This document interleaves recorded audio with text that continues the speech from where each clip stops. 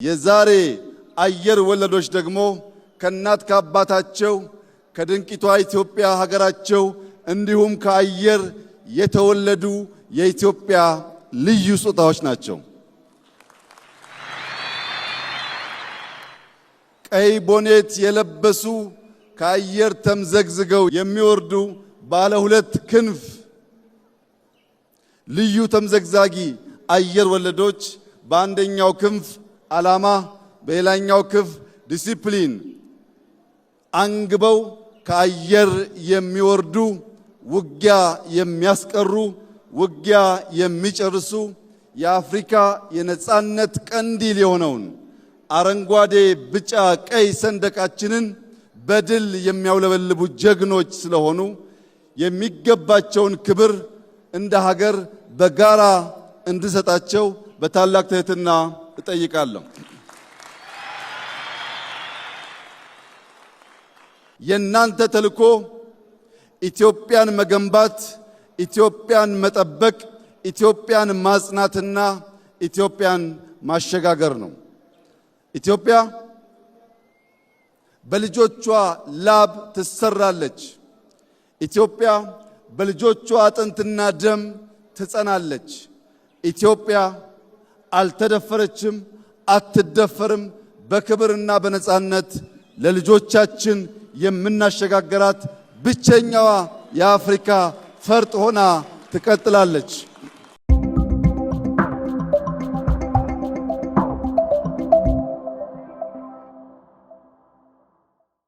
ሰላም ጤና ይስጥልን ውድ ሀቅና ሳቅ ሚዲያ ቤተሰቦች እንደምን አላችሁ? ይህ ሳምንታዊ ከስፍራው የተሰኘው ፕሮግራማችን ነው።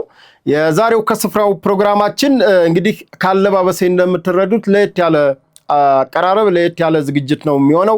ይሄም ምክንያቱ የስፔሻል የልዩ ኮማንዶአችን ልዩ ዘመቻ እዝ 65ኛ ዓመት የምስረታ በዓሉን በውቢቷ ሐዋሳ ከተማ አክብሯል። ውድ ሀቅና ሳቅ ሚዲያ ቤተሰቦች እንደምታስታውሱት በቀጥታ ስርጭታችን ከአቤ ቶኪቾ ከአበበ ቶላ ጋር በቀጥታ ከሐዋሳ ስናስተላልፍላችሁ የነበረው ፕሮግራም ታስታውሱታላችሁ።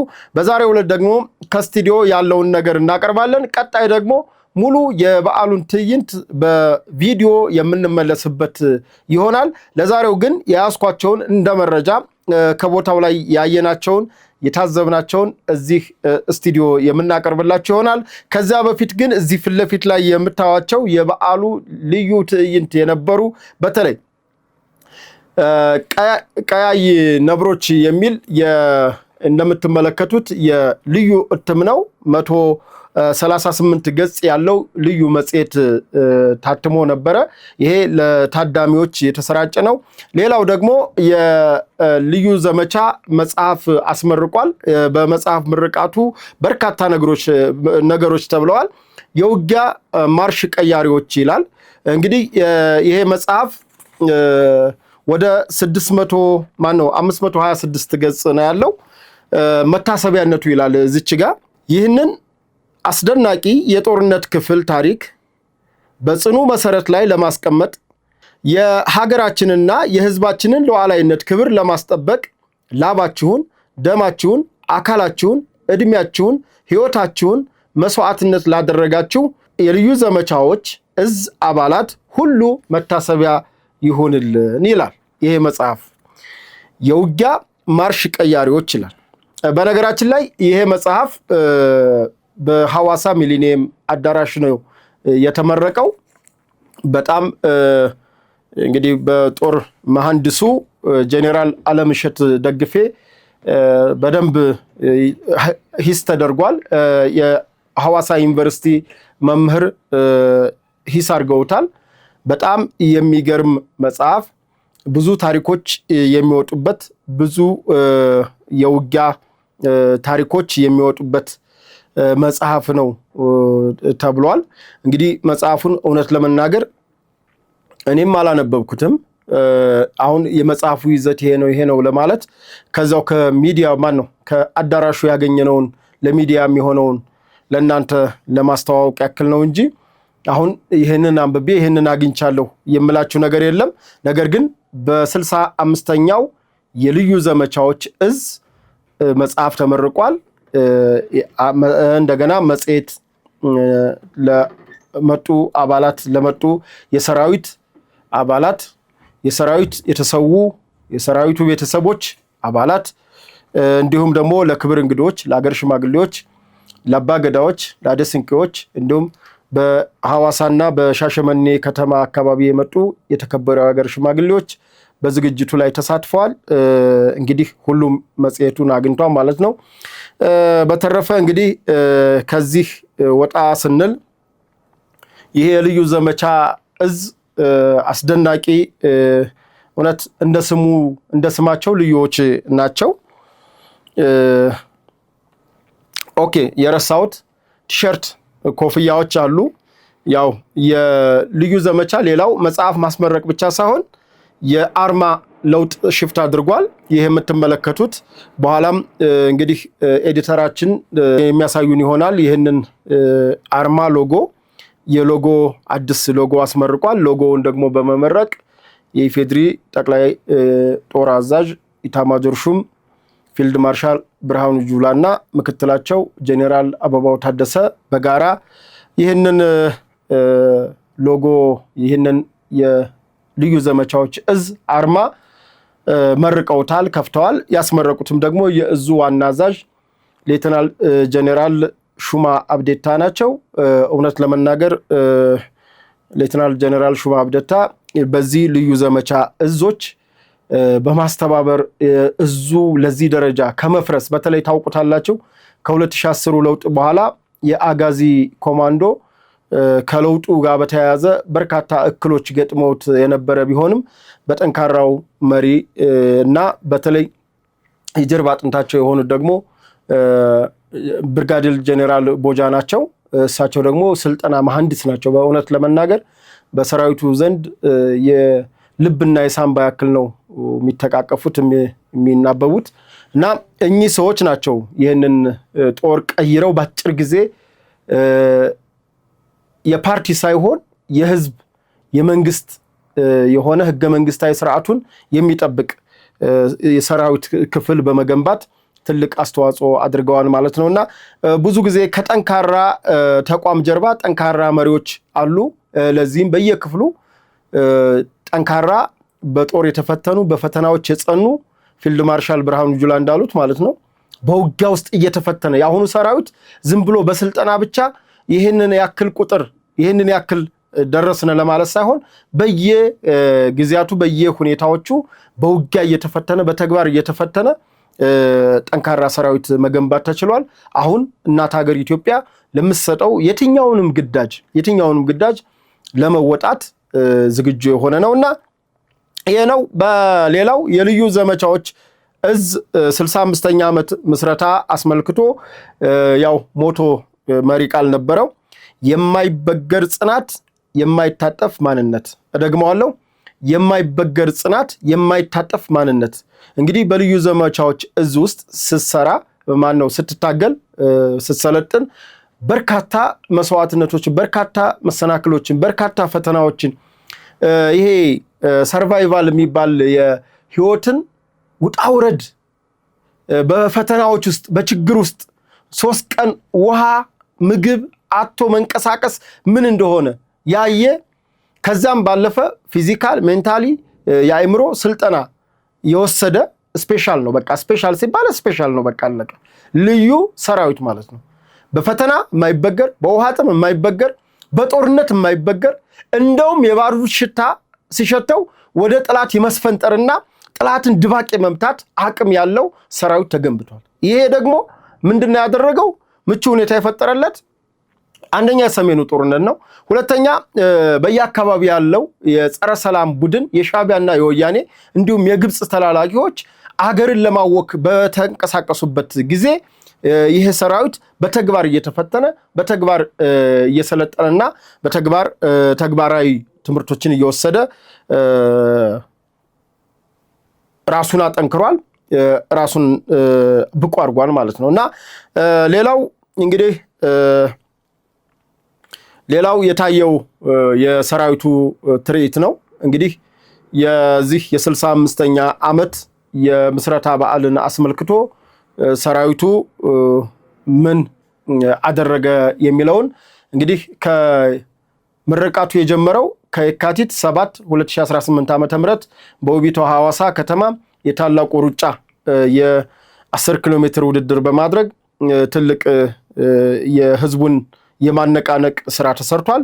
በዚህም በለቱ ማለትም እሁድ የካቲት 15 ያየነው ይሄኑ ነው የሰራዊቱና የህዝቡን ቁርኝት አይተንበታል። በተግባር ስቴዲየሙ ሞልቶ ከውጭ በርካታ ወጣቶች በርካታ ተማሪዎች የሚገቡበት ማለት ስቴዲየሙ ስለሞላ መግባት ስላልተቻለ ለዛውም ወንበር ስለሌለው የገባው ሰው ከቁጥር በላይ ነው። አሁን ወንበር ቢኖረው በወንበር ቁጥር ቢገባ በርካታ ሰው ከውጭ ሆን ነበርና እሱን ያመጣው ምንድነው ቀድሞ የነበሩ የሩጫ ዝግጅቶች ሰራዊቱ የነበረውን ዝግጅት ቀድሞ ይፋ ማድረጉ የጠቀመው ለዕለቱ ለየካቲት 15 ለተደረገው ዝግጅት ነው። ምንድነው በዚህ ላይ የ10 ኪሎ ሜትር ሩጫ ተደረገ። ከዛም በኋላ የተለያዩ የፓናል ውይይት የሰራዊቱን ምስረታ አመጣጥ ነገሮችን የሚያስረዱ የተለያዩ አካባቢዎች ላይ በየክፍሉም በየአካባቢው በየወረዳው ትምህርቶች ፓናል ውይይቶች ተደረጉ። መጽሔቱን አስመልክቶ መጽሐፉን አስመልክቶ ሌሎች የሰራዊቱን ታሪኮች ማነቃቂያ ተደርገው ሲደረጉ ቆየ። ከዛ እንደገና በ13 የካቲት 13 ጀምሮ ደግሞ ከፍተኛ የሰራዊቱ አመራሮች በተገኙበት የተመረጡ ግለሰቦች አባቶች አባገዳዎች አደስንቄዎች የሀገር ሽማግሌዎች በተገኙበት ከፍተኛ የሆነ ንቅናቄ ተደርጓል። በዚህም እንግዲህ መጽሐፍ ተመርቋል። መጀመሪያ እንደነገርኳችሁ መጽሔቶች ታድለዋል። ኮፍያዎች አሉ፣ ባጆች አሉ፣ ስካርፖች አሉ፣ ቲሸርቶች አሉ። እነዚህ ነገሮች ከተደረጉ በኋላ ራሱ ሰራዊቱ ደግሞ የሚያሳየው ትርኢት ነበረ። ይሄም ደግሞ መቼ ተደረገ መሰላችሁ? ቅዳሜ የካቲት 14 ቀን 2018 ዓ.ም እንግዲህ ከጧቱ 12 ሰዓት ከንጋቱ 12 ሰዓት ጀምሮ በወንዶ ገነት በሚገኘው በተለምዶ አሞራ ገደል በሚባለው የዝላይ ትርኢት ተጀመረ። እንግዲህ ከአውሮፕላን ላይ በ400 ሜትር በ600 ሜትር መዝለል ትርኢት ታየ። በነገራችን ላይ የኢትዮጵያ ሰራዊት እስከ 2500 ጫማ ከፍታ የመዝለል ብቃት ያላቸው ልዩ ስፔሻል ኮማንዶዎች አሉበት። በተለይ ደግሞ የዚህ ኮማንዶ ፈርሶ እንደገና እንዲመሰረት ያደረጉት በደርግ ጊዜ ጄኔራል ተስፋዬ ሀብተማርያም በቦታው ተገኝተዋል። እንግዲህ ጄኔራሉ በእድሜያቸውም የገፉ ቢሆን ግን ታሪክ በማውሳት ታሪክ በማስታወስ ደረጃ የሳቸውን ያክል ያለ የለም። እውነት ለመናገር ይህንን መንግስትም እንደው ማመስገን ማክበር ካለብን ለቀድሞ ሰራዊቶች የሰጠው ክብርና የሰጠው ቦታ ትልቅ የሚደነቅ ነው።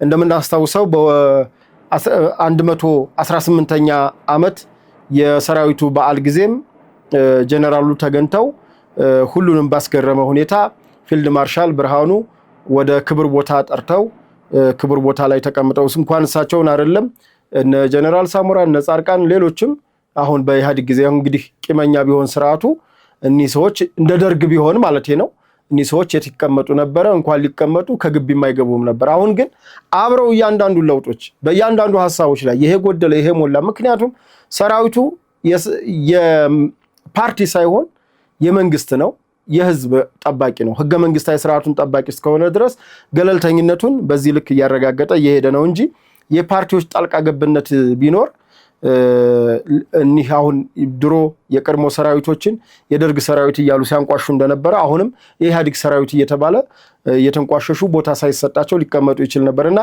ጄኔራል በዚህ አጋጣሚ ጄኔራል ተስፋዬ እዛው ተገኝተው እንግዲህ ጄኔራል ተስፋዬ እንደምታውቁት በናቅፋ በነበረው ከሻዕቢያን ለማጥፋት ሲደረግ በነበረው ትንቅንቅ ናቅፋ ላይ ተከበው ማለት እሳቸው እንግዲህ በፓራሹት በከፍታ አሁን በነገርኳችሁ በ2500 ጫማ በላይ ከፍታ ዘለው ወርደው ከዛ እንግዲህ እነ ጄኔራል ተስፋዬ በጀግንነት ያንን ሰብረው መውጣታቸው ይታወቃል። በተለይ ኦሮማይ ላይ ልቦለድ መጽሐፎች ላይ ሌሎችም ላይ ተጽፏል። ድንቅ ታሪክ ያላቸው ጄኔራል ናቸው፣ አባት ናቸው። እሳቸው በቦታው ተገኝተው አይተዋል። እንደውም ብዙውን እንትን ለማለት አብረውኝ ነበሩና ብዙ ነገሮችን እጠይቃቸው ነበረ። ብዙ መማር የምፈልገው ነገር ስላለ ታሪክ እወዳለሁ እና እጠይቃቸው ነበረ። እዚህ ቦታ ምን ነበር ስላቸው እያንዳንዷን ነገር ይነግሩ የነበረ የዛን የወንዶ ገነትን ትዝታቸው ማለት ነውና ወንዶ ገነት ላይ የአየር ላይ ዝላይ ታየ። ከዛ በኋላ የገደል ደግሞ የአሞራ ገደል ላይ ያሉ የገደል ዝላዎች ሁለት አይነት አዘላለል እና ያለው ሂደቱ በርግጥ ብዙ ነው።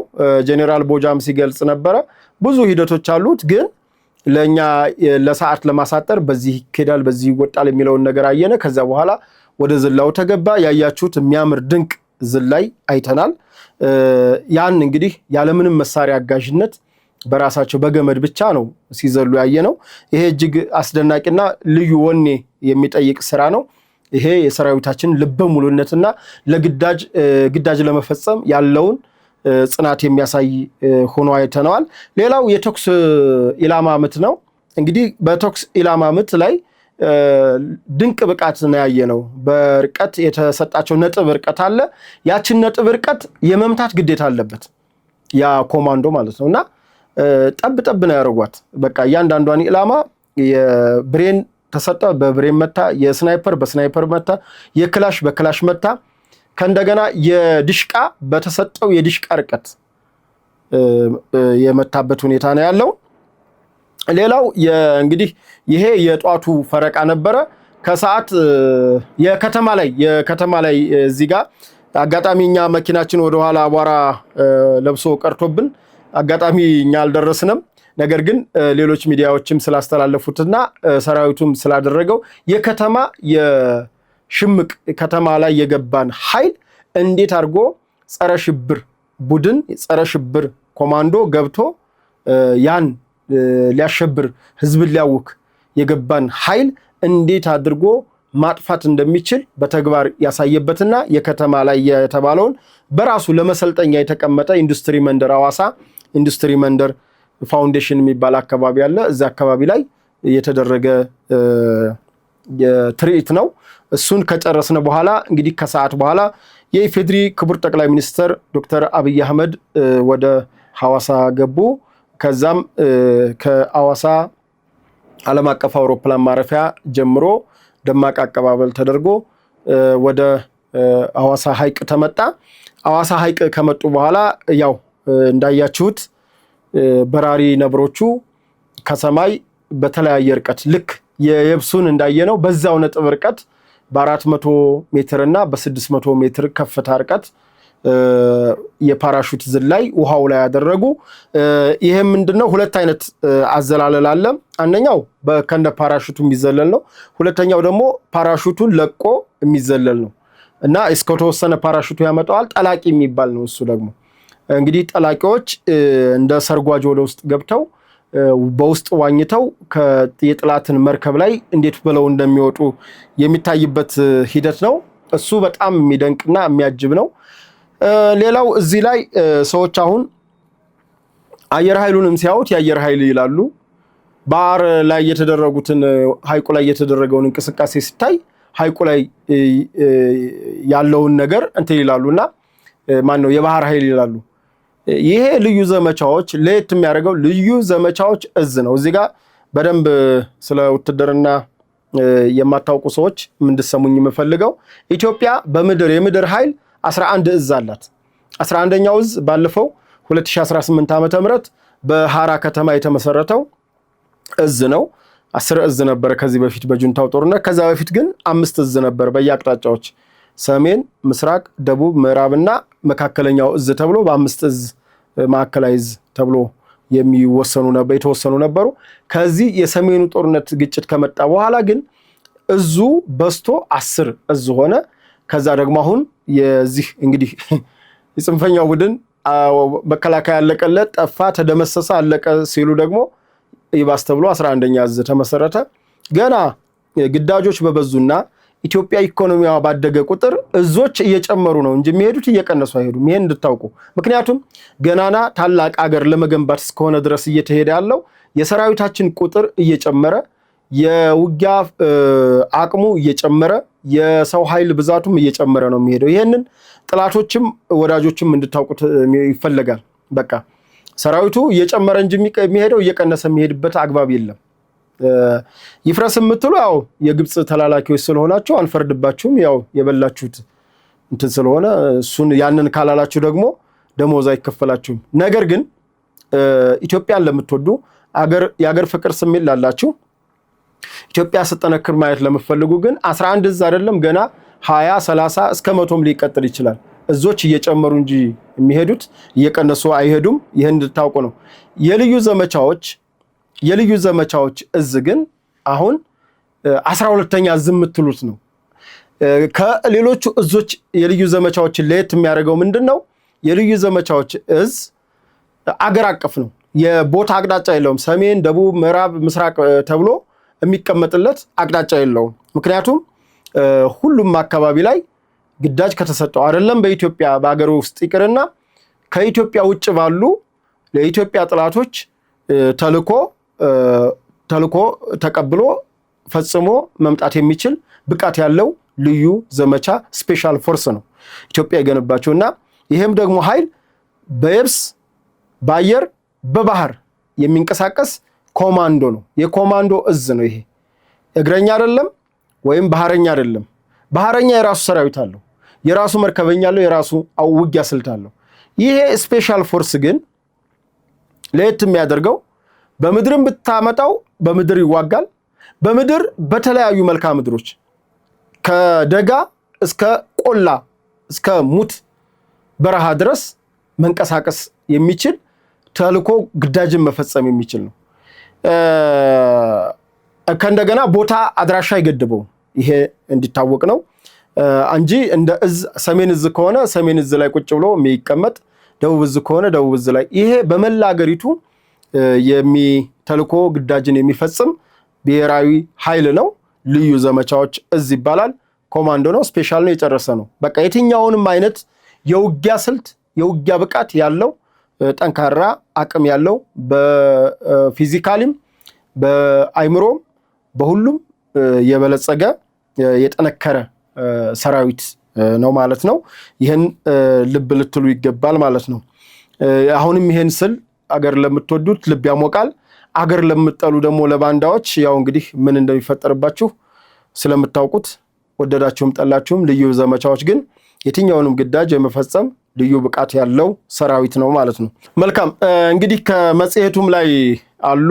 እንግዲህ መጽሔቱን በምን አጋጣሚ ለአድማጭ ተመልካቾቻችን እንደምናሰራጭ ባላውቅም ነገር ግን እዚህ ጋር ኮሎኔል እስጢፋኖስ ገብረ መስቀል የመጀመሪያው የዚህ የአየር ወለድ ሲመሰረት ከመስራቾቹ አንዱ ናቸው። እንግዲህ 1953 ማለት ነው። ከመስራቾቹ አንዱ ናቸው። የኮሪያም ዘማች ናቸው። በዚህ አጋጣሚ ኮሪያ ዘማች ናቸው። አብረውኝ አሁን በመንገድም አብረን የመጣ ነውና እሳቸው እንደነገሩኝ የሚገርመው ይሄ ወንዶ ጢቃና የወንዶ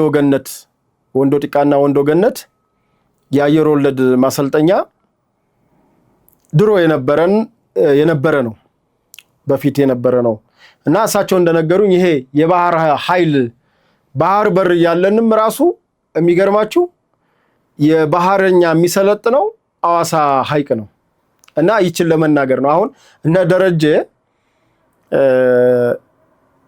ደረጀ ዛሬ የጀመሩት ሳይሆን ሻዕቢያ ከዚህ በፊት ሻዕቢያም በተለይ በባድመው ጦርነት ጊዜ ኢትዮጵያን ለማሳነስና ለማንኳሰስ ሲሞክሩ ኢትዮጵያ ባህር በር የምታሰለጥነው ጣና ላይ ታሰማራቸው ነው ወይ ያሉ ያጣጥሉ ነበርና ይሄ ከጥላት የሚጠበቅ ነው። ነገር ግን አንድ ኢትዮጵያዊ ነኝ ከሚል ሰው ግን አይጠበቅም። ምክንያቱም ምንም ይሁን ምንም አገሩ ስለሆነች ማለት ነው። ነገር ግን ያው መጀመሪያ እንደነገርኳችሁ ችግር ስላለባቸው ሰዎቹ ኢትዮጵያን ያንኳሰሱ መስሏቸው የሐዋሳውን የባህር ላይ ትርኢት ልክ ኢትዮጵያን ያንኳሰሱና ባህር በር ሳይኖራት አይነት ለማስመሰል ሞክረዋልና ኮሎኔል እስጢፋኖስ ያሉኝ ምንድነው በቃ ኢትዮጵያ ባህር በር እንኳን እያላት ቀይ ባህር እያለ ይሄ የባህር ኃይል ባህረኞች የሚሰለጥኑት ወይም አየር ወለዶች ከሰማይ ተጥለው ባህር ላይ የሚያርፉት ሐዋሳ ሐይቅ ነው። እንግዲህ ዛሬ አይደለም 1953 ማለት ነው።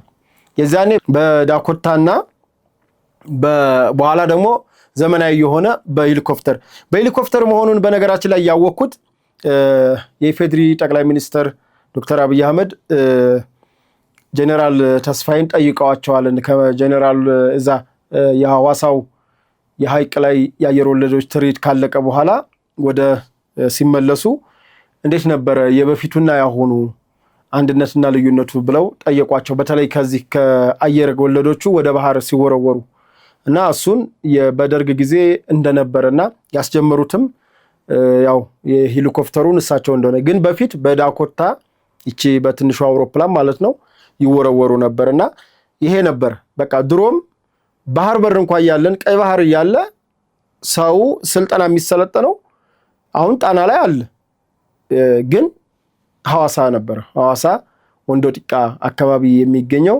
የሐዋሳ ሐይቅ ላይ ነበረ።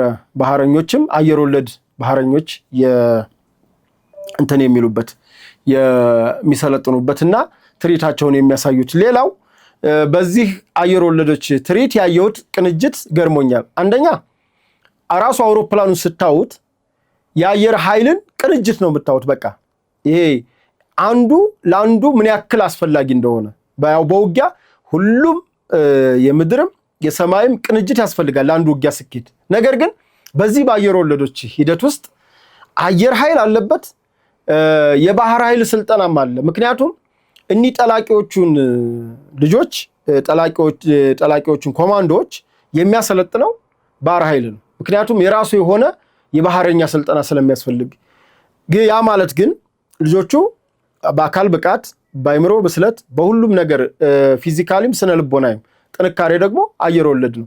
ሌላው ጀነራል ሹማ የተናገሩት ራሱ አየር ኃይል እንኳን ዝም ብሎ እንደሌሎቹ ሀገር አይደለም ማለት አየር ዝም ብሎ አያበሩም።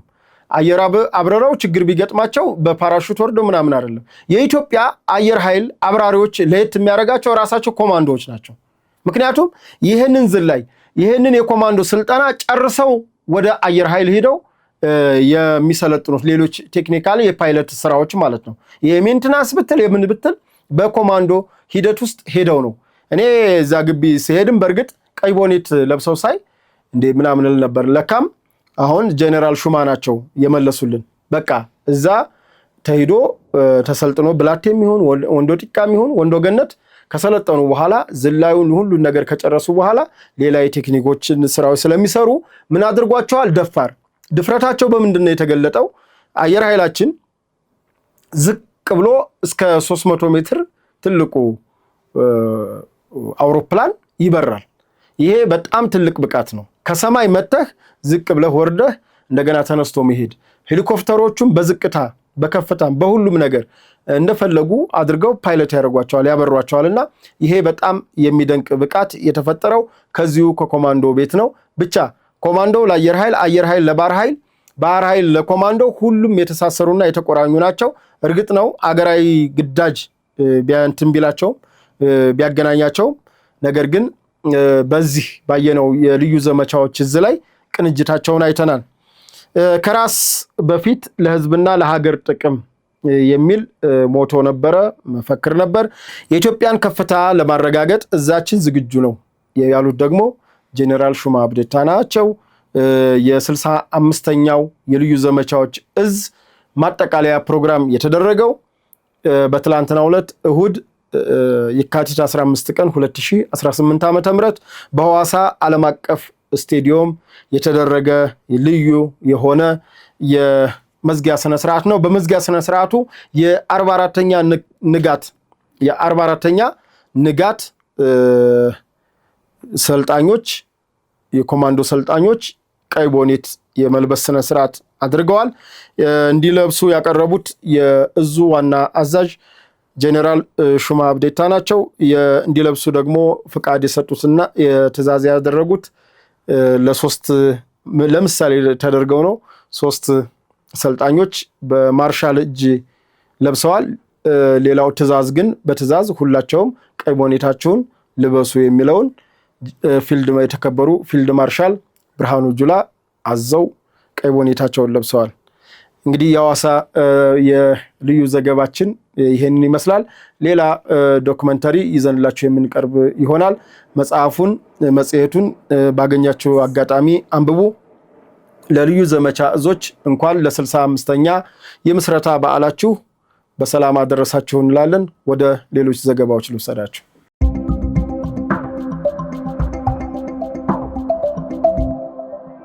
መልካም፣ በቀጣይነት የምወስዳችሁ ወደ አማራ ክልል መረጃዎች ነው። በአማራ ክልል በተለያዩ አካባቢዎች በተለይ በጎጃምና በጎንደር አካባቢዎች ወዶ ገቦች በበርካታ ሁኔታ እየገቡ ይገኛሉ። ያው ይሄ ወደ ሰላም መምጣታቸውን ሁሌም የምናደንቀው ተግባር ነው። የአፋሕድ ትልቅ ተግባር ከፈጸመው አንዱ ሰላም ወደው ወደ ሰላም መምጣታቸው ለክልሉ እፎይታ ሰጥተዋል። በነገራችን ላይ ሰሞኑን በነበረው ጥፋት ራሱን አፋብን ብሎ የሚንቀሳቀሰው ቡድን ሙሉ በሙሉ የሚወስደው ይሆናል። ከዚህ በፊት አንደኛው ስላልገባ አንደኛውን ወደ አንደኛው የማሳበብ ነበረ።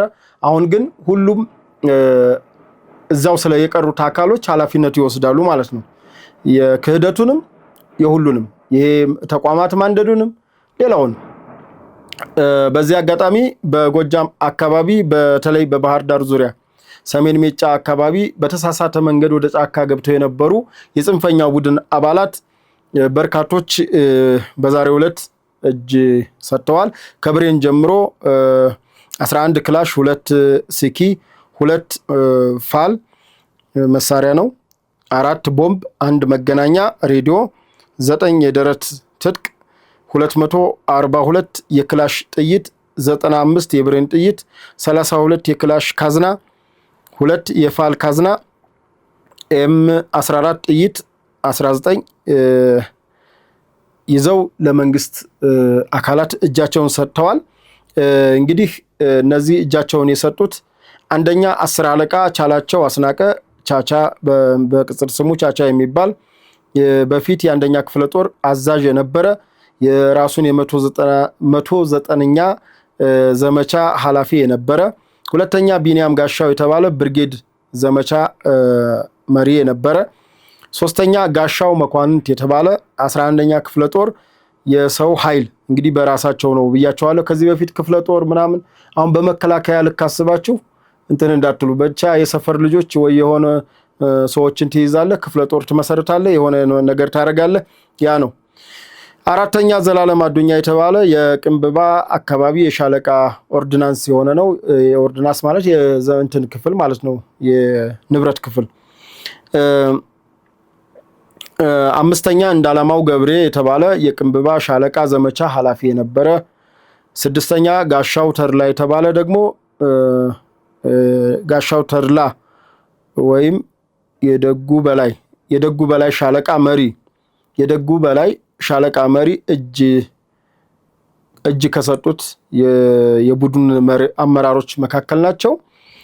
22 ደግሞ ጀሌዎች ማለትም እነዚህ ከላይ የጠቀስኩላችሁ አመራሮች ሲመሯቸው የነበሩ አካላት ከሰሜን ሜጫ በሰሜን ጎጃም አካባቢ በተለይ በባህር ዳር ዙሪያ ሲንቀሳቀሱ የነበሩ የጽንፈኛው ቡድን አባላት በዛሬው ዕለት ለመንግስት አካል ለመንግስት አመራሮች እጅ ሰጥተዋል።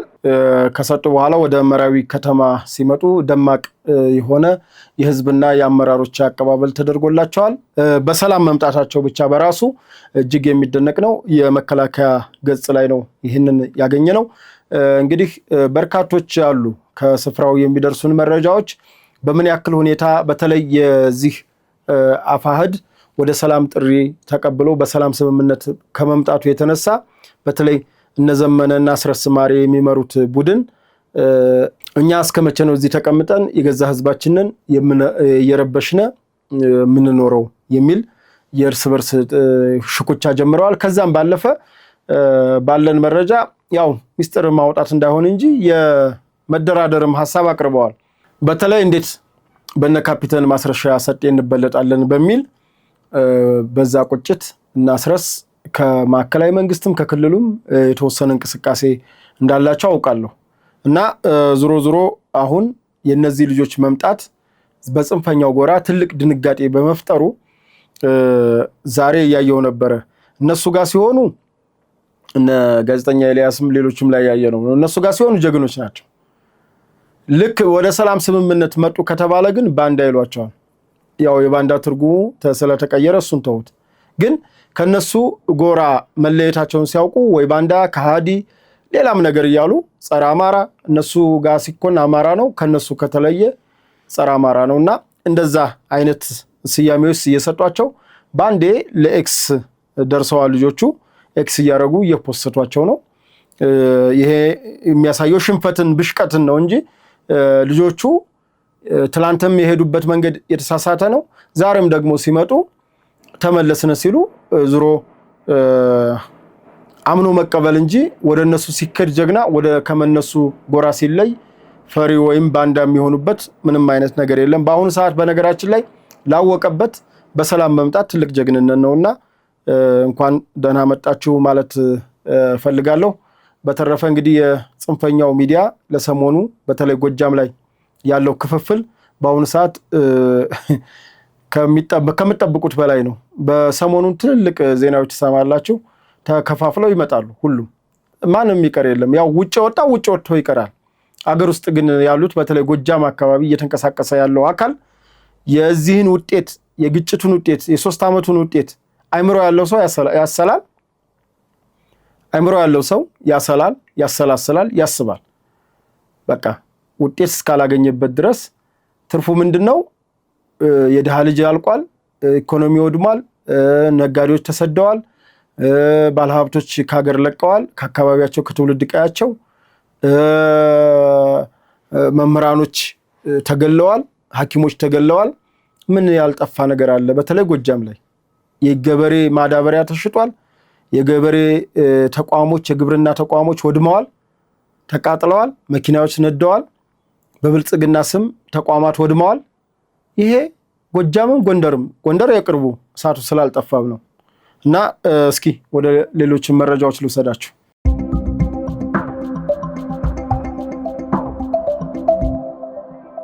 መልካም። በቀጣይነት የምወስዳችሁ ወደ ምዕራብ ጎንደር አካባቢ ነው። እንግዲህ በምዕራብ ጎንደር አካባቢ የሰሜን ምዕራብ እዝ የሚንቀሳቀስ ነው። በጀኔራል ብርሃኑ በቀለ የሚንቀሳቀሰው ጀግና ኢትዮጵያ መከላከያ ሰራዊታችን ከአካባቢው ከሚገኘው የጥምር ጦር ጋር በመሆን በአካባቢው የሚንቀሳቀሰውን ራሱን የበላይ ዘለቀ እዝ ብሎ የሚጠራው በተለያዩ አካባቢ ተከፋፍሎ የሚገኘው ለስሙ ግን አንድ ነን ብሎ በተለይ መንግስት ያቀረበውን የሰላም ጥሪ ወይም የድርድር ሐሳብ እንደ ሽንፈት በመቁጠር አሁንም ጫካ ዘመዴ፣ ሻቢያ ዘመዴ፣ ወያኔ ዘመዴ ብሎ በተለያዩ አካባቢ የተሽለኮለከ የገዛ ማህበረሰቡን ሀብት ንብረት እያወደመ የመንግስት ተቋማትን እያወደመ ታዋቂ ግለሰቦችን እያሳደደና እየገደለ በተለይ እኔ ለአማራ ህዝብ ነው የምታገለው እያለ የአማራ ባለሀብቶችን በዚህ ልክ ማሰቃየት፣ የአማራ እናቶችን፣ የአማራ ትምህርት ቤት ተቋሞችን፣ ተማሪዎችን፣ መምህራኖችን፣ ወላዶችን፣ ሐኪሞችን ሐኪም ለምን አከምክ ተብሎ መምህር ለምን አስተማርክ ተብሎ ይሄ እኮ በጣም እኮ ድንቁርና ቆሞ እኮ ሲሄድ ነው ያየነው በዚህ ዘመን ማለት ነው። ድንቁርና ራሱ ምንድነው ብትል ጽንፈኛው በአሁኑ ሰዓት እያራመደ ያለው አስተሳሰብ ነው። በቃ አለቀ። ምንም ሌላ ምንም አይፈልግም። እና በተለይ በዚህ አሁን ምዕራብ ጎንደር በሚባለው አካባቢ ይሄ መቃ ምናምን በቃ ሹፌሮች እጅግ የተማረሩበት ይሄ ጭልጋ በጣም የሚያስጠላ በቃ እስከ መተማ ያለው መስመር ሹፌሮች ተማረው አንሄድም በቃ አንሄድም ብለው እንግዲህ አንሄድም ሹፌር ቢል እንግዲህ መንግስት ላይ እኮ አይደለም ትልቁ መጀመሪያ እኮ የሚሰቃየው እኮ ህዝቡ ነው። መንግስት ምን ቸገረው? ሰላም ከሆነ ያቀርብልሃል። ሰላም ካልሆንክ ግን ራስ እየረበሽክ ሽፍታን ጉያ ውስጥ ወሽቀህ ይዘህ መንግስትን ታማራለህ እንዴ? በየት ሄደ እንኳን ሲባል እኮ የማይናገር አሁን እየቀመሰ ስለሆነ መናገር ጀምሯል። ግን በየት ሄደ እንኳን ሲባል በዚህ ሄደ የገሌ ልጅ ነው ወይም የማይታወቅ ጸጉረ ልውጥ ከሆነ ጸጉረ ልውጥ ነው እኔ አይቼው አላውቅም ግን በዚህ ሄደ ብሎ ሰው እንዴት አይናገርም? የነበረው ነገር ይሄ ስለነበር ነው። አሁን ግን ጀግና ኢትዮጵያ መከላከያ ሰራዊታችን በተለይ በዚህ በምዕራብ ጎንደር ባደረገው ትግል የአካባቢው ጥምር ጦር ባደረጉት ትግል የሀገር ሽማግሌዎች ባደረጉት ትግል በርካታ ታጣቂዎች እጃቸውን በሰላም ሰጥተዋል። በሰላም ሲሰጡ ያው የክፍለ ጦሩ ማለት ነው አዛዥ የሆኑት ኮሎኔል ሰለሞን አፈራ ናቸው የተቀበሏቸው። እንግዲህ ከድሽቃ ጀምሮ ብሬን የተለያዩ ክላሾችና ተተኳሾችን ቦምቦችን የወገብና የደረት ትጥቆችን ይዘው ነው የገቡት። ከዛ በላይ እኔ አሁን ብዙ ጊዜ ስለ ትጥቅ ብዙም እንትናል ጥላትም ያስታጥቃል ገዝተም ትታጠቃለህ ሌላም ነገር ትጥቁ አይረብሽኝም። እኔ ብዙ ጊዜ ወደ ሰላም ስትል ገና አይምሮ ላይ ያለው ነው።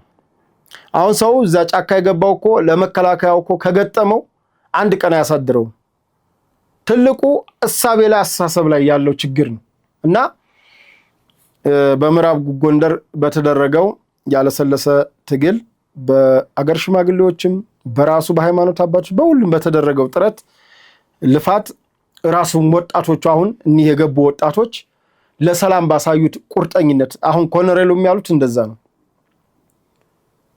መንግስት በተደጋጋሚ የሰላም ጥሪ ያቀረበ ነው።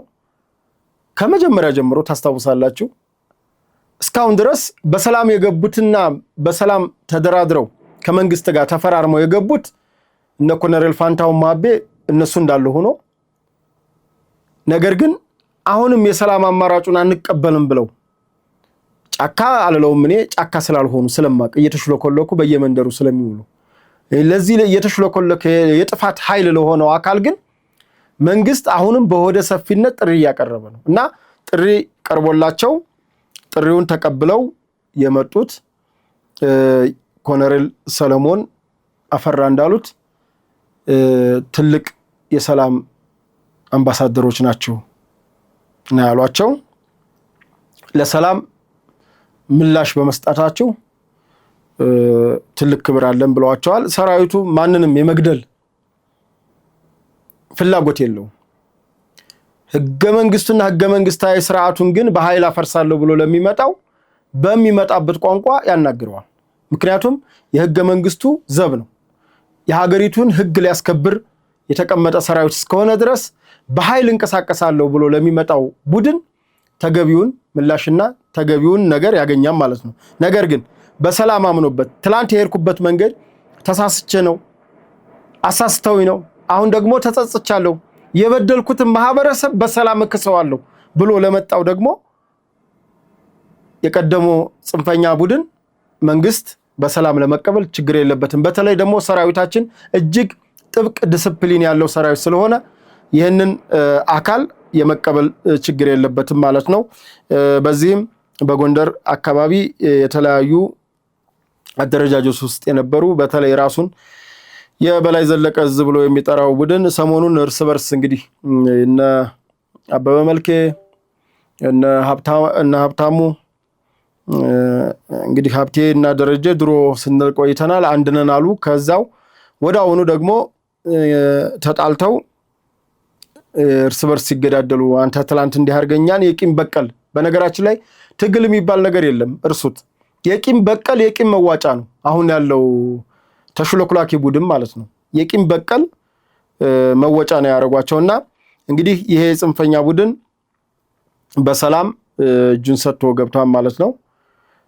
የገቡት በምዕራብ ጎንደር ዞን መተማ ወረዳ ነው።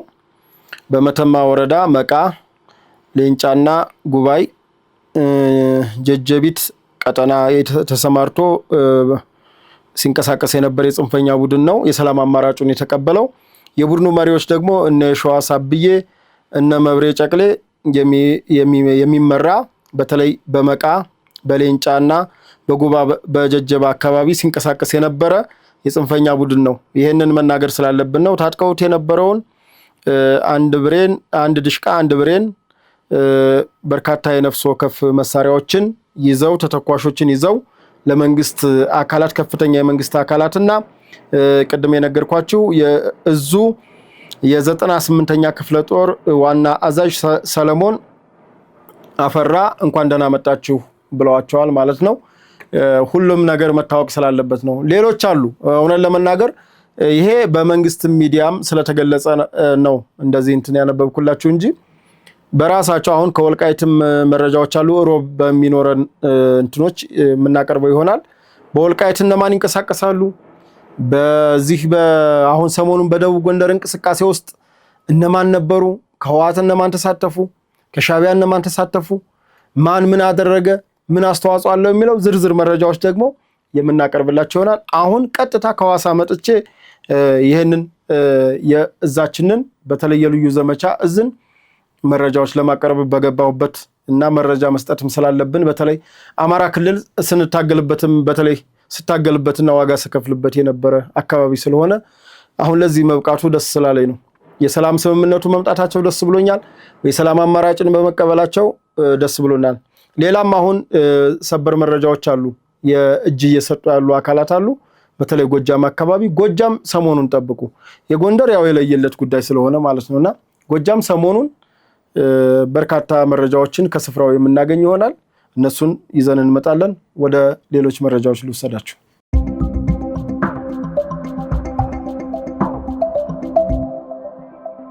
መልካም እንግዲህ በቀጣይነት የማቀርብላችሁ ሐዋሳ እንግዲህ እንደነበርኩ ይታወቃል። ሐዋሳ ላይ ያየሁትና የታዘብኩትን ነገር እንዲሁ በከተማው ዙሪያ ደግሞ ያለውን ነገር ልበላችሁ። ከዛ በፊት ግን ተወደደም ተጠላም ተዘግተን አንኖርም። ይሄ የልዩ ዘመቻዎች እዚ ላይ ህፃናቶች ሲያሳዩት ከነበረው ትርኢት አንዱ ነው እና እንግዲህ ኢትዮጵያ ሀገራችን የ135 ሚሊዮን ህዝብ ሀገር ነች። እስካሁን ድረስ የባህር በሩን የኢትዮጵያን ሲገዙ የነበሩ ማለትም ባህር በር ያሳጡን አካሎች እንዴት ብለው ተደራጅተው ሲገዙን እንደነበረ እንዴት ብለው የግብጽ ተላላኪዎች እንደነበሩ በተለይ ደግሞ ይሄ አባይን እና ቀይ ባህርን በምን ያክል ሁኔታ ግብጽ በእጃዙር ስታስተዳድረው እንደነበረና ኢትዮጵያ ካደገች አባይን ትቆጣጠራለች የሚለው የግብጽ ኋላ ቀር ሐሳቤ የኛ አገር መንግስት ሆኖ የገዙን ሰዎች ደግሞ በትልቁ ሲያስፈጽሙ እና እነ ኢሳያስ አፈወርቂ ከዚህ በፊት ግብጽ ኤርትራ ሀገር እንድትሆን እውቅና የሰጠችውና እንድንሆን ያገዙና ኢትዮጵያን ፋታ በማሳጣት ፋታ በመንሳት ሰላሟን እንዳይረጋጋ ልማቷን እንዳይመጣ በኢኮኖሚ እንዳትበለጽግ ለማድረግ ነው ብለው ቃል በቃል ነው ኢሳያስ አፈወርቂ የተናገረው እና ይሄ የሚታወስ ነው። ሌላው እንግዲህ ዲጂታል በተለይ በዲጂታል ዘመን ለምትዋሹ ባንዳ ለምትሆኑ አገራችሁን ለምክዱ አገራችሁን ለሸጣችሁ ትምህርት የሚሆናችሁ ነገር አቶ መለስ ዜናዊና አቶ ስብሐት ነጋ የተናገሩት ነገር ነው። እንግዲህ አቶ መለስ ዜናዊና አቶ ስብሐት ነጋ የተናገሩት ይሄን ነው። ኤርትራ መሬቷን እንጂ ህዝቧን አንፈልግም የሚለው አሰራር የት እንዳደረሰ እናውቃለን። የት ነው ደረሰው? ከመሬት ውጪ ህዝብ ከህዝብ ውጪ መሬት የለም፣ ፋይዳ የለውም። የመጨረሻው ውሳኔም የህዝቡ ነው ብለን እስከምን ድረስ ግን የሰላም አቅጣጫን ተመልክተናል ማለት ነው። እኛ የግድ ሁሉም ሰው የሰላም አቅጣጫ መከተል አለበት ብለን አንል። እኛ ጦርነትን በቴሌቪዥን አይደለም የምናውቀው። እኛ ጦርነትን በወሬ አይደለም የምናውቀው።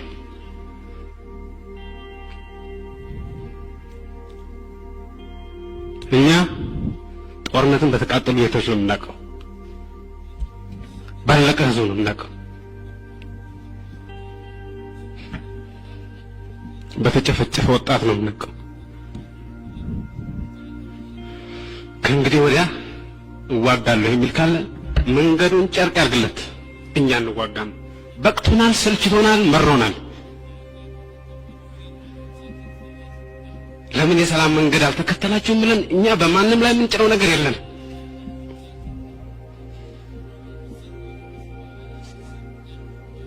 የኤርትራን ህዝብ አንበረክካለሁ የሚል ካለ መንገዱን ጨርቅ ያርግለት።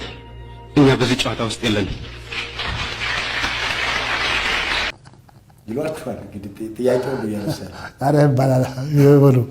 እሺ የአቶ ኢሳያስ ኤርትራን ለመገንጠል የሚደረገውን ትግል ለመምራት ከ1958 ጀምሮ ነው በረሃ የወረዱት እና እሳቸው በመሃል ድንገት ኤርትራን መገንጠሌን ልቶ ግን የኢትዮጵያ መሪ ካረጋችሁኝ ነው የኤርትራን መገንጠሌን የምትው የኤርትራን መገንጠልን እናቁምና እናንተ እኔን የኢትዮጵያ መሪ ካረጋችሁኝ እንተው ብለዋችሁ ነበር።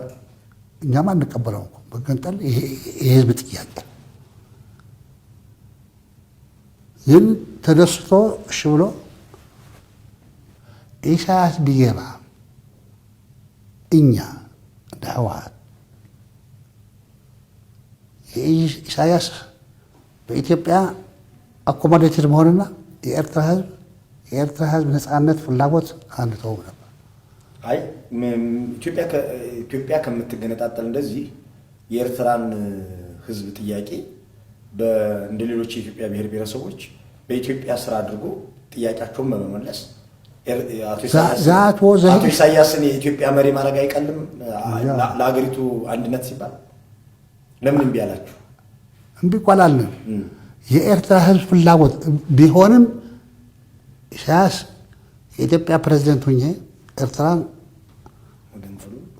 መገንጠሉ ተዋለህ ቢል እኛ አንደግፈውም ነው ማለት። ለምን? የኤርትራ ህዝብ ጥያቄ ነው። እንዴት አወቃችሁ? ታወቃችሁ? ትግሉን እኮ እዚህ ያለ ነው። የትግሉ መሪ እኮ እንደዛ እያሉ ነው። በቃ ይቅርብን፣ ጥያቄያችን በኢትዮጵያ ውስጥ የሚመለስ ከሆነ በምንም አይነት ሰማችሁት አይደለ? አሁን ይሄ ነው እንግዲህ የዲጂታል ዘመን ሪከርድ ነው። ሪከርድ ትሆናለህ።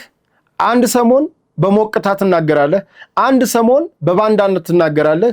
ትውልድ ግን ነገ ከነገ ወዳ ያፍርብሃል፣ ያዝንብሃል።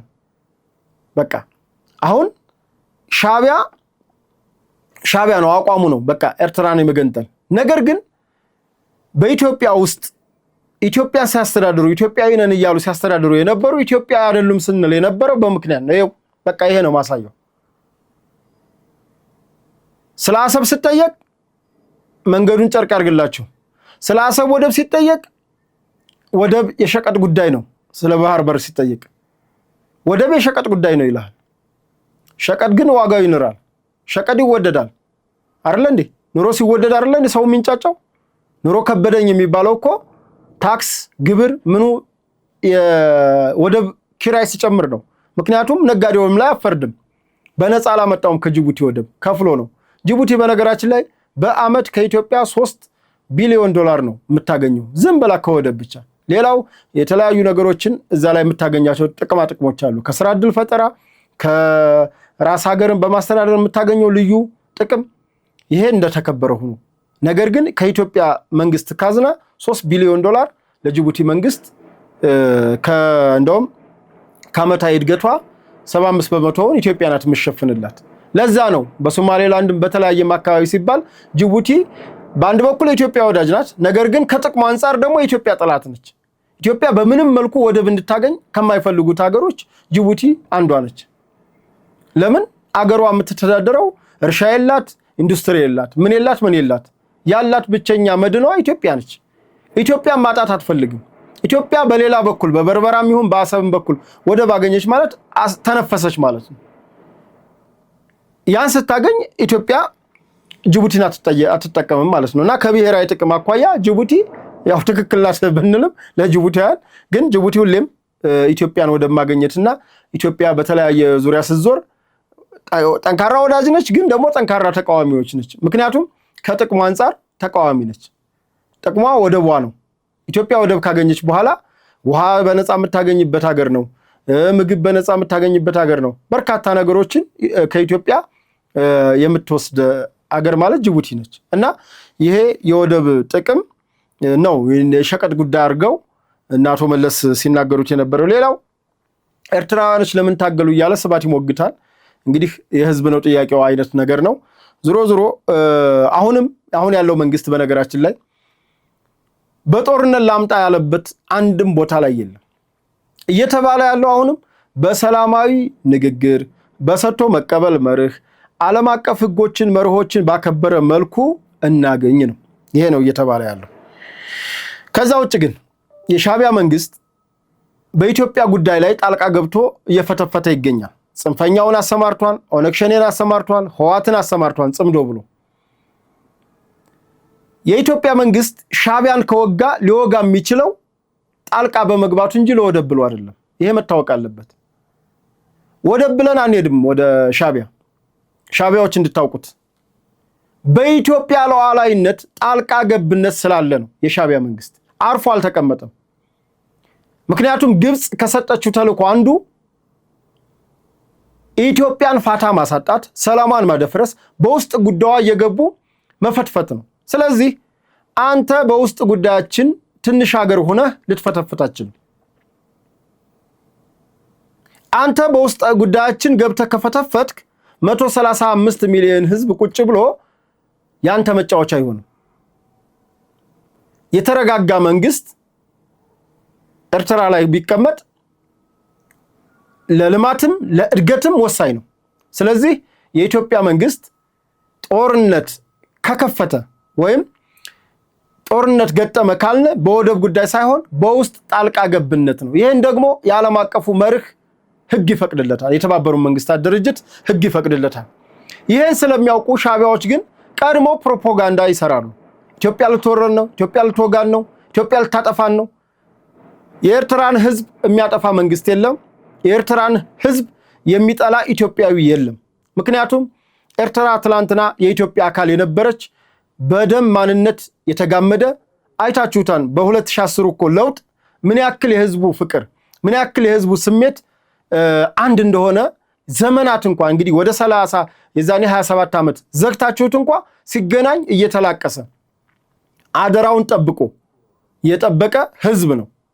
ስለዚህ የኢትዮጵያ ህዝብና የኤርትራ ህዝብ ጉዳይም አታርጉት አይደለም።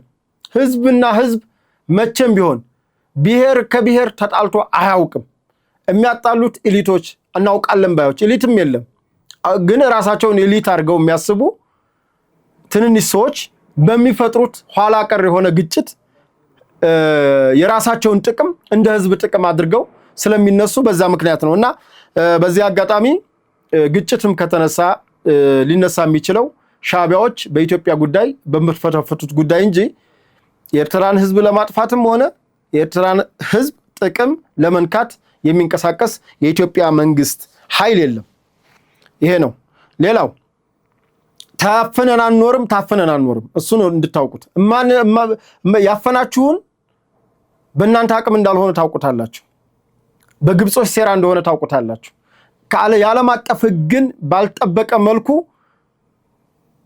የኢትዮጵያን ኢንተረስት ባልጠበቀ፣ ምክንያቱም ኢትዮጵያንም ሲመሩ የነበሩት ባዕዳና ባንዳዎች ስለነበሩ በእነዛ ባዕዳኖች በጋራ ስምምነት ከዛ ላይ መንግስት ሳይሆኑ በሽግግር ጊዜ በሽግግር ወቅት የተወሰነ ውሳኔ አይጸድቅም።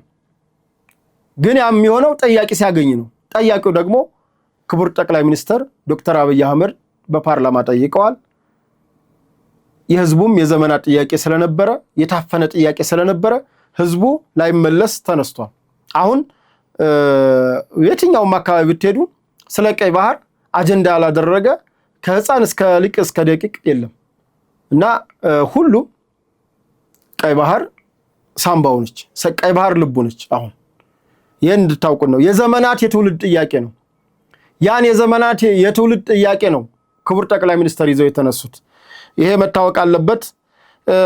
እንግዲህ አዋሳ ላይ ከተነሱት አንዱ ከትርኢቱ መካከል አንዱ ስለሆነ ነው። ተወደደም ተጠላም ተዘግቶብን አንኖርም የሚለው ማለት ነው። ከዛ በተረፈ እንግዲህ አዋሳ ከተማ በኮሪደር ልማት አምራ አሸብርቃ ደምቃ ታይታለች። ክቡር ጠቅላይ ሚኒስትሩም በኢፌድሪ መከላከያ ሰራዊት በልዩ ዘመቻ እዞች 65ኛ ዓመት በአዋሳ ስቴዲየም ላይ ከተናገሩት አንዱ የውቢቷን ሐዋሳ የገለጹበት ሁኔታ ነው። እሱ ያው የታየ ውበቷ የተገለጠ ማንነቷ ስለሆነ ያ ነው። ሌላው በመንገዳችን ስንመጣ ያየሁት ከአዋሳ አዲስ አበባ ያለው የፈጣን መንገዶች እጅግ ይበል የሚያሰኝ ነው። ጥሩ ደረጃ ላይ ደርሷል።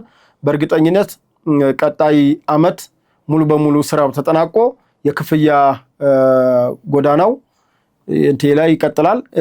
ያየሁት ከዝዋይ ድረስ ባለው መሰለኝ፣ እኛ በዝዋይ ነው የገባ ነው። እስከ ዝዋይ ድረስ ባለው የፈጣን መንገድ ተጠቅመናል። እንግዲህ ከዝዋይ አዲስ አበባ ፈጣን መንገድ አለ ማለት ነው። የአዋሳ ከዛ ደግሞ አዋሳ ያለው ስለማይርቅ እሱ ለአዋሳ በተለይ ከቅርብ ጊዜ ወዲህ ሌሎች አካባቢዎች እየለሙ ሲመጡና መዝናኛዎች እየለሙ ሲመጡ ሐዋሳ ትንሽ ቀዝቀዝ ማለት ነገር ነበራት። አሁን ግን መልሳ በኮሪደር ልማቱ ደምቃለች፣ ተውባለች። ሐዋሳን ሄዳችሁ እዩዋት፣ ጎብኟት። እጅግ ታምራለች። ህዝቡ እጅግ ቀና፣ እንግዳ ተቀባይ፣ ሰው ወዳድ ነው። ሌላው ያስተዋልኩት ነገር ለክቡር ጠቅላይ ሚኒስትር ዶክተር አብይ አህመድ የሐዋሳ ህዝብ ያለውን ፍቅርና አድናቆት ነው።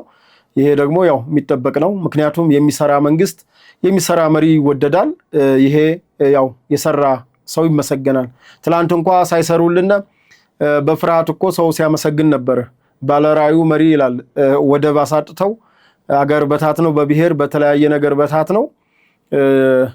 ባለራዩ መሪ እንላለን። ግን ዛሬ ቢያንስ ኢትዮጵያን ወደ ተሻለ ከፍታ፣ ኢትዮጵያን ዲጂታላይዝድ ማድረግ፣ ኢትዮጵያን በአይ ቴክኖሎጂ ከዓለም ካሉ ሀገሮች ተርታ ያሰለፈ መሪ ሲመጣ ለማድነቅ ትንሽ ይዘናል። ህሌናችን ጋር ባንጣላ ነው የምለው። ማድነቅ ጥሩ ነው። ስናደንቅ ውስጣችንም ሰላም እያገኘ ውስጣችንም እየተደሰተ በምናየው ነገር እየረካን ለሌላ ነገር ራሳችንን እናዘጋጃለንና መሪዎቻችንን እናክብር ነው የምለው። ስተት ግን ሲኖር አይተቹ ማለት አይደለም። ስተት ካለ እንኳን አይደለም የምድር ፍጡር ይቅርና በአምላክም እኮ ሰው ያማራል አይደለ እንዴ? እና ያው ማማረር ተገቢ ባይሆንም አመስጋኝ ነው የሰው ልጅ እና አመስግኑ ነው ያለው ፈጣሪም። ግን የሰው ልጅ ያው ያማራል። ከኢዮብ በስተቀር ሁሉም አማሯል። ኢዮብ ነው እሱ ሰጠ እሱ ነሳ እያለ በመጽሐፍም ሲያመሰግን ያየነውና ሁላችንም ቢያንስ በተሰራው ነገር አመስጋኞች ብንሆን፣ ባልተሰራው ደግሞና በሚቀሩ ነገሮች ላይ ደግሞ ሁሉም ስለማይሟላ እሱን ነገር ደግሞ ያው እንግዲህ ሰው ከሰው ልጅ ስተት ከብረት ዝገት አይጠፋም። እሱን ደግሞ እንዲሻሻል እንደው እንዲሞት እንደው እንዲቀበር ሳይሆን እንዲሻሻል እያደረግን ብንተች መልካም ነው። ቀጣዩ ደግሞ መጪው 2018 ምርጫ 2018 ነው። በዚህ ላይ ተቃዋሚ ፓርቲዎችና ማለት ተፎካካሪ ፓርቲዎችና ገዢው ፓርቲ እየተፎካከሩ ይገኛሉ። የምርጫ ሐሳብ ክርክራቸውን እያቀረቡ ይገኛሉ። የተሻለ ሐሳብ አለው፣ ኢትዮጵያን ያሻግራል፣ ለኢትዮጵያ ትልቅ ራዕይና ትልቅ ለውጥ ያመጣል የምትሉትን ፓርቲ በዲሞክራሲያዊ በሰለጠነ መልኩ መቀየርና ቦታ መያዝ ይቻላልና መወዳደር የምትፈልጉ እየተወዳደራችሁ፣ መወዳደር ደግሞ የማትችሉ በምትፈልጉትን ፓርቲም ይሆናል ግለሰብ እየመረጣችሁ ለቀጣዩ 5 ዓመት ኮንትራት የምትሰጡትን ሰው ካሁኑ እያሰላሰላችሁና እያሰባችሁ ብትሰሩ መልካም ነው። ከዛ በተረፈ ግን ሰውን ስለረገም ነው ሰውን የሰራውን ነገር አልሰራህም ብንለው ስራው ስለሚመሰክር ራሳችንን ለትዝብት ይዳርጋልና የተሰራውን ነገር እያደነቅነ የሀገር ፍቅር ስሜት ካለን በተለይ በዲፕሎማሲው ረገድ በዓለም አቀፍ ግንኙነት ጉዳይ ዓለም አቀፍ ተግባራትን የማከናወን ውስንነት ያለበትን ተቋምና አካል በአመክንዮ በምክንያት እየተቸን አገራችን ኢትዮጵያ የምታድግበትና የምትበለጽግበትን የወደ ተሻለ ጎዳና የምትሄድበትን መስመር አማራጭ ብናሳይ መልካም ነው ብዬ አስባለሁ። እንግዲህ የዛሬውን የሐቅና ሳቅ ከስፍራው ዝግጅት በዚህ መልኩ ጨርሰናል። ፕሮግራሙን አዘጋጅቼ ያቀረብኩላችሁ እኔ አቅራቢ ቴዎድሮስ አያሌው ከአዲስ አበባ ስቱዲዮ ነው፣ ከሐዋሳ አይደለም። ከሐዋሳ ግን መጥቼ ነው አሁን ይሄንን ፕሮግራም እያቀረብኩ ያለሁት፣ ይሄን ቀረጻ እያደረግን ያለ ነው። ከካሜራ ጀርባ በርካታ ኤዲተሮች፣ በርካታ ካሜራማኖች አሉ። እንግዲህ የሐቅና ሳቅ ይህንን ዝግጅት በአማረ መልኩ ለእናንተ አድማጭ ተመልካቾቹ አቅርቧል። መግቢያ ላይ ያልተናገርኩትን አሁን የምናገረው ይህንን ፕሮግራም ላይክ፣ ሼር፣ ሰብስክራይብ እንዲሁም አዲስ ከሆናችሁ ለቤቱ ሰብስክራይብ ስታደርጉ የደወል ምልክቱን እየተጫናችሁ መጫናችሁን አዘንጉ። የደወል ምልክቱን መጫን ሁሌም የሐቅና ሳቅ መስተንግዶች ዝግጅቶች ወደ እናንተ አድማጭ ተመልካቾቻችን እንዲመጣ ያግዛል።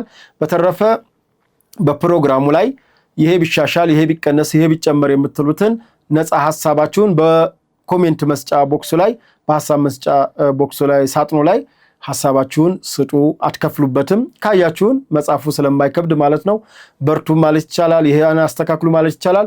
እንዲሁን ማለት ነፃ ሐሳባችሁ ያልተገደበ ነው ማለት እንወዳለን። የዛሬውን ፕሮግራማችን ለዚህ ጨርሰናል። መነሻችንም መድረሻችንም ኢትዮጵያ ናት። ለኢትዮጵያ ብሔራዊ ጥቅም፣ ለኢትዮጵያ ሰላም ተግተን እንሰራለን። አመሰግናለሁ።